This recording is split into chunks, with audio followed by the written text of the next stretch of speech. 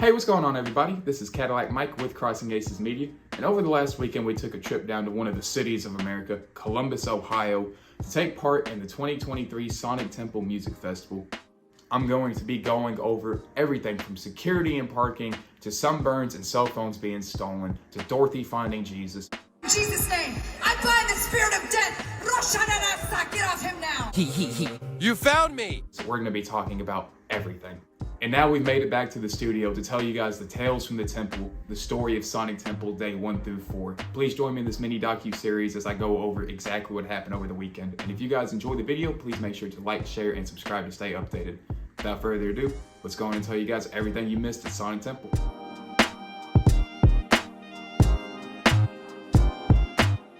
So before we even went out to the music festival, we checked into our hotel on Wednesday afternoon, and we got the hotel with the Fuse Experience, partnered with Danny Wimmer Presents, and we ended up staying at the Holiday Inn in downtown Columbus. They had a nice little burger tavern that we were able to sit down and enjoy a meal before the chaos of tomorrow. So that's exactly what we did. We sat down and relaxed.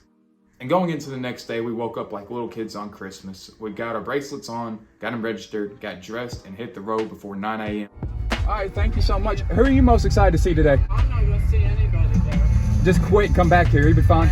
See you out there. What I like to do on the first day of the festival is show up super early, just so I have a good understanding of what the parking lot situation looks like, B, so I can be one of the first people in line, and C, just so when I get in there, there's not a whole lot of people and I can take a good look around. Once we headed up to the front gate to stand in line, we noticed that none of the security had arrived yet. And maybe that's just because the gates didn't open until 11:30. But I noticed once they started arriving around 10 or 10:30, none of them knew what they were doing. And I don't mean that in a mean way, I mean that in a way of they arrived and they had no idea what they were doing, what they were looking for. They were huddled up, asking questions to their supervisors saying, what are we looking for? What do we need to do? And they were getting like pretty much training on the spot of what to look for. So anybody who showed up to Sonic Temple and went through that bag check and seen how relaxed it was, because they only had about 15 minutes of training before the gates opened at 11:30. And honestly, that kind of had me scared for what was in store for the day. But I didn't want to let one thing deter me from having a good day. So after we made it through the bag check, checked in our bracelets, we went straight to the merch stand to check out what they had. And it was relatively smart to start off the day there, because once the day got going, that line got really long, really quick. And at the end of the merch line, that's when the second problem of the day started. None of the booths had their credit card or wrist bracelets set up properly. So it took a long time to get through those lines because of that. And a couple of the stands that we didn't visit on day 1 that will be in day 2's video are the food stands. I went on a diet, the smartest festival diet that you can. 2 Budweisers, one of those Sonic Temple brew dogs, and a dab cart. From there, we went and checked out the Dimebag Hardware Memorabilia tent, and there was a lot of neat stuff in there from Dimebag's days with Pantera, and even after Pantera when he went on and did his own stuff. And I'm just going to show the clips without commentary on this because I just want it to speak for itself, and anybody who wants to see what was in there can see it.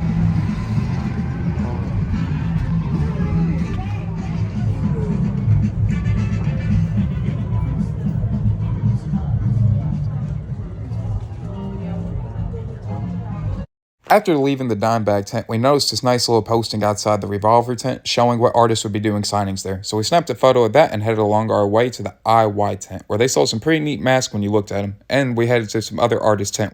But with that being said, it was time to head into the actual stadium itself and check out the first show of the day.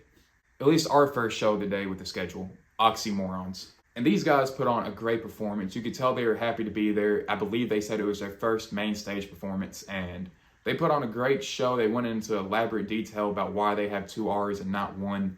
Overall, very happy. And they retweeted my video, so check that out on Twitter. Next up on the main stage was Miss May I. They were a late replacement to The Warning, and they tried to put on a good show, but this is where the second issue of the weekend started. They were having some bad audio issues on the main stage with Miss May I. The first song and a half, the microphone was cutting in and out, and the backing track was playing over the actual live music, so it wasn't a good experience for the first song and a half. Once they got that sorted out, the bass was just a tad bit too heavy, but overall, Miss May I went out there and put on a great performance. And I'd like to take this moment to circle back around to the security team. While the security coming into the venue might have been a little bit lackluster, the security on the main stage deserve all the praise in the world, and that goes into the side stages as well. Because that fella right there in the gray beanie ended up reaching over and handing me Miss May I's pick from the middle of the aisle. So one tip I did not put into the videos I want to add into this right here. Make friends with the security guards. They will be your fucking lifesavers throughout the event. And I'll be touching a lot more about the security throughout this little docu-series. Fever 333 was supposed to play the event. However, they dropped out due to band issues. So all the main stage acts got pushed back by about an hour up until Pennywise, and then the schedule went back to the original layout. I don't really have a whole lot to say about Pennywise. I was not familiar with their music going in, but they put on a great show, so I'm happy to get to see them live and up close. So in between Pennywise and Beartooth, I noticed something really funny happening, especially with me. Everybody was getting sunburnt. It did not matter how much sunscreen you put on, how often you put it on, everybody was getting sunburnt. Everywhere I looked, it was just red. That's the one thing about the stadium of riding the rail was there was no shade there to protect you. So if you wanted to sit up close for your favorite bands at the end of the day, you were going to suffer. And you were going to be dehydrated, sunburnt, starving, but it was all worth it. And next up to hit the main stage of the evening was Columbus's own Beartooth. And honestly, that's when shit hit the fan on the main stage. The crowd was amped to see them. There were circle pits going on everywhere. And this is when the security had to work overtime with the crowd surfers. There was a crowd surfer at least every 2 or 3 seconds coming through Beartooth's set, and that was a trending thing throughout the weekend. Beartooth came out there and played hit after hit. Caleb even got off stage, came in through the crowd, and crowd surfed all the way back up with his guitar, which was really awesome to see up close. Overall, I would say Beartooth actually ended up playing one of the best sets of the weekend, just because of how amped they were and how much the fans were into it. It was a good time all the way around to be a part of that set. And with Beartooth ending their set, there was only 2 more of the day to play, Godsmack and Tool. And that's whenever the stadium started to really fill out. Godsmack took the stage and they put on one of the best sets of the weekend in my opinion. I loved every second of it. Even though they didn't play any of their classics, Awake, Voodoo, I Stand Alone, Bulletproof, they didn't play any of those songs. But what they did do was they put on a show. When you watched Godsmack play, it felt like it wasn't just a set they were going up there playing. No, they put in a lot of effort and it was a show from beginning to end. Between them asking all the men to put the women on their shoulders to make it look like an old rock show, and somehow getting this image of this old lady and Santa Claus sitting beside each other, or him asking to open up a circle pit and was one of the biggest circle pits of the weekend. I looked up at the security guard, he looked at me, both in panic, so it was kind of a funny little moment we had. And then the lead guitarist of Aerosmith showed up. And then they covered Dream On by Aerosmith along with Come to Me by the Beatles. It was a great show. I'm really looking forward to seeing Godsmack again at Louder in Life this year. They had this nice little drum off where they had these little remote control drum kits like moving around the stage. It was a fantastic time all the way around. Then we started reaching the later half of our show. We had Bullet for My Valentine playing on the Octane stage while Tool set up the main stage.